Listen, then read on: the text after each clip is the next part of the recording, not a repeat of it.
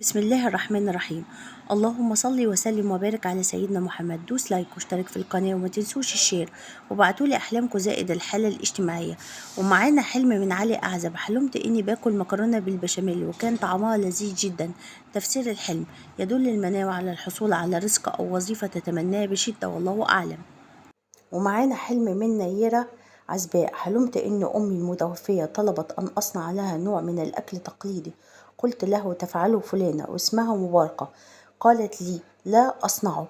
تفسير الحلم: يدل المنام أن أمك تطلب الصدقة والدعاء من الجميع، ولكن مباركة تأبى الدعاء لها.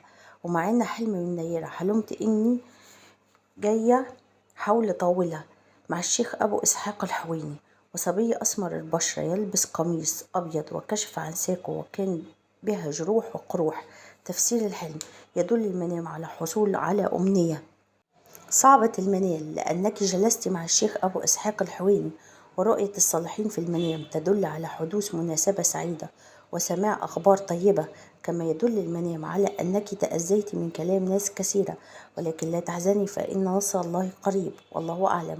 ومعانا حلم من مرفت حسباء. حلمت إني كنت في المسجد وصديقتي مريم أعطتني هدية عبارة عن علبة كبيرة، وظهر على العلبة مكتوب فيها أحكام الحج وصيغه. وصديقتي حفصة أعطتني هدية صابونة قرص. تفسير الحلم: يدل المنام على الزواج الناجح وعلى الحج والعمرة إلى بيت الله الحرام والله أعلم.